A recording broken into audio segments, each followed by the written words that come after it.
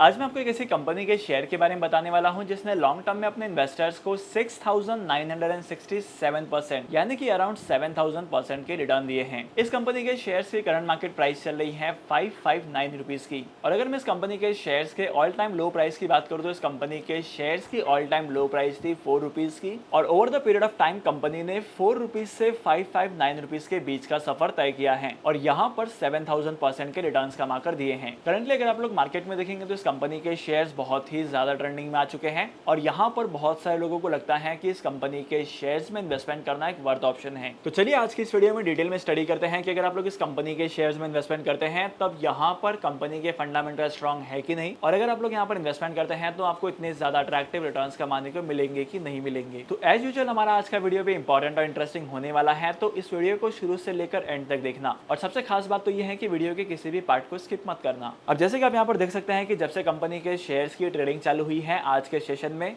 तब तक इस कंपनी के शेयर्स ने 3.58% के रिटर्न कमा कर दिए हैं। एक हफ्ते की बात की जाए तो एक हफ्ते में इस कंपनी के शेयर्स 9.80% से ग्रो कर चुके हैं। वहीं पर अगर एक महीने की बात की जाए तो एक महीने में इस कंपनी के शेयर्स ने 24.96% के रिटर्न दिए हैं और पिछले एक साल में कंपनी के शेयर्स 207.27% के रिटर्न दे चुके हैं। और वहीं पर 5 साल की बात की जाए तो 5 साल में इस कंपनी के शेयर्स ने 326% के आसपास के रिटर्न दिए हैं। और जब से इस कंपनी के शेयर्स मार्केट में लिस्ट हुए हैं तब से यानी कि 2004 में इस कंपनी के शेयर्स मार्केट में लिस्ट हुए थे, तो 2004 से लेकर आज तक इस कंपनी के शेयर्स ने 6,967% के रिटर्न दिए हैं, अराउंड 7,000%। तो इस कंपनी के शेयर्स के रिटर्न इतने ज्यादा हैं कि लोगों को लगेगा कि अगर मैं शॉर्ट पीरियड ऑफ टाइम के लिए भी यहाँ पर इन्वेस्टमेंट करता हूँ तब यहाँ पर मुझे बहुत ही ज्यादा अट्रैक्टिव रिटर्न्स कमाने को मिलेंगे। लेकिन इस कंपनी के फंडामेंटल्स क्या कहते हैं और आपको इन्वेस्टमेंट करना है कि नहीं करना है, चलिए जानते हैं इसके बारे में भी। सबसे पहले हम लोग कंपनी के फंडामेंटल्स में बात करेंगे कंपनी के फाइनेंशियल्स की, और कंपनी के फाइनेंशियल्स में हम लोग देखेंगे कंपनी के इनकम एंड एक्सपेंडिचर अकाउंट को।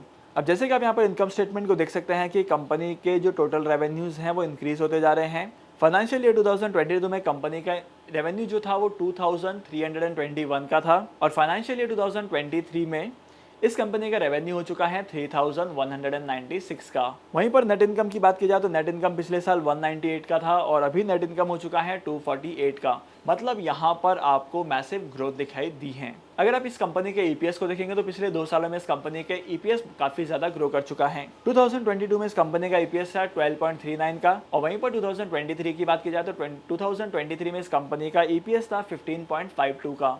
लेकिन अगर आप लोग इस कंपनी के पास्ट रिकॉर्ड को देखेंगे तब यहाँ पर आपको कुछ अलग ही चीजें पता चलेगी। अगर आप फाइनेंशियल ईयर 2020 और 21 को देखेंगे तब यहाँ पर आपको पता चलेगा कि पहले इस कंपनी के रेवेन्यूज, इस कंपनी के प्रॉफिट और इस कंपनी का ईपीएस इतना ज्यादा नहीं था। अगर आप लोग 2 साल के पहले के टाइम पीरियड को देखेंगे तब यहाँ पर आपको इतने ज्यादा रिटर्न नहीं देखने को मिलेंगे, इतना ज्यादा फाइनेंशियली स्ट्रॉन्ग नहीं थी कंपनी। और अगर आप लोग इनकम स्टेटमेंट की वैल्यूएशन को देखेंगे तब यहाँ पर आपको पता चलेगा कि इस कंपनी की रेवेन्यू की ग्रोथ का जो परसेंटेज है वो इंडस्ट्रीज के कंपेरिजन में थोड़ा सा ज्यादा है। पिछले 5 सालों में इस कंपनी के रेवेन्यू की ग्रोथ रही है 16.41 की, वहीं पर इंडस्ट्री का एवरेज निकल कर आता है 14.35 का। अगर कंपनी के मार्केट शेयर की बात की जाए तो पिछले 5 सालों में इस कंपनी का मार्केट शेयर इंक्रीज होते जा रहा है। 5 साल पहले इस कंपनी का मार्केट शेयर 19% के आसपास का था, लेकिन अब इस कंपनी का मार्केट शेयर हो चुका है 21% का। लेकिन अगर आप लोग नेट इनकम के रेशियो को देखेंगे तब यहाँ पर नेट इनकम का रेशियो इंडस्ट्री के मुकाबले थोड़ा सा कम है। जहां पर इंडस्ट्री एवरेज 58% का है, वहीं पर इस कंपनी का एवरेज है 21% के आसपास का, मतलब बहुत ही ज्यादा कम है।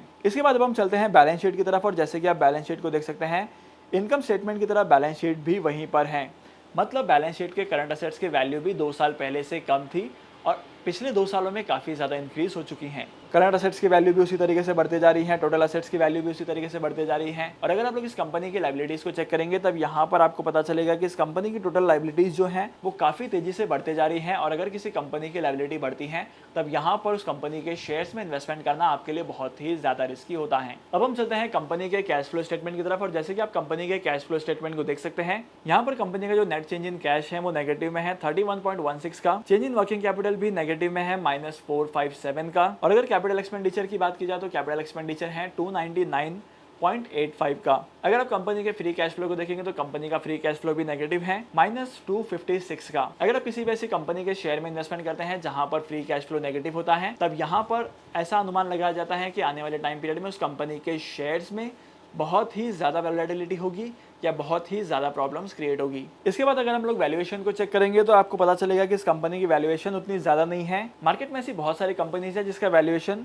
69 और 61 का भी है, लेकिन इस कंपनी का जो एवरेज पीई है वो 33 का ही है। और वहीं पर अगर आप पीबी रेशियो को भी ऑब्जर्व करेंगे तो पीबी रेशियो से आपको ये पता चलेगा कि इस कंपनी का जो पीबी रेशियो है वो अदर कंपनीज के मुकाबले काफी कम है। इस लिस्ट में एक ऐसी कंपनी है जिसका पीबी रेशियो 3.31 का है और सेकंड नंबर पर इस कंपनी का रेशियो है 7.71 का। इसके बाद अगर आप लोग वोलेटिलिटी को देखेंगे तो इस कंपनी के शेयर्स में आपको उतनी ज्यादा वोलेटिलिटी भी नहीं दिखाई देगी। इस कंपनी के शेयर्स की वोलेटिलिटी 40.63% की ही है, जो कि एक पॉजिटिव साइन हो सकता है। लेकिन इस कंपनी के शेयर्स में इन्वेस्टमेंट करना एक वर्थ ऑप्शन है कि नहीं, ये पता लगाने से पहले हम लोग कंपनी के शेयर होल्डिंग पैटर्न को देख लेंगे। जैसे कि आप कंपनी के शेयर होल्डिंग पैटर्न को देख सकते हैं कि कंपनी के 46% शेयर जो हैं वो प्रमोटर्स के पास हैं, लेकिन यहाँ पर भी सबसे इंपॉर्टेंट चीज ये है कि 2.81% शेयर्स को प्लेज किया गया है। अगर किसी कंपनी को फंड्स की रिक्वायरमेंट पड़ती है तो बहुत सारे कंपनीज के प्रमोटर्स अपने शेयर्स को प्लेस करते हैं और उसके बाद फंडिंग उठाते हैं। म्यूचुअल फंड्स की बात की जाए तो म्यूचुअल फंड ने 3.41% का इन्वेस्टमेंट किया है। अदर डोमेस्टिक इंस्टीट्यूशंस ने 1.35% का शेयर होल्ड किए हैं। वहीं पर एफआईआईज की बात की जाए तो एफआईआईज ने 14.81% के स्टेक को होल्ड किया है। अगर आप रिटेल अदर कैटेगरी में देखेंगे तो रिटेल इन्वेस्टर्स ने 10.87% का इन्वेस्टमेंट किया है और अदर पार्टीज ने इन्वेस्टमेंट किया है 23.29% का। करंटली अगर आप लोग कंपनी के फाइनेंशियल्स को देखेंगे तो कंपनी के फाइनेंशियल्स ओवरऑल बहुत ही सही लगते हैं, लेकिन मेरा पर्सनल ओपिनियन ये कहता है कि अगर आप लोग यहाँ पर इन्वेस्टमेंट करते हैं तो आपको लॉन्ग टर्म के लिए यहाँ पर इन्वेस्टमेंट करना पड़ेगा। शॉर्ट टर्म में कंपनी के शेयर्स की प्राइस बहुत ही ज्यादा फ्लक्चुएट हो सकती है।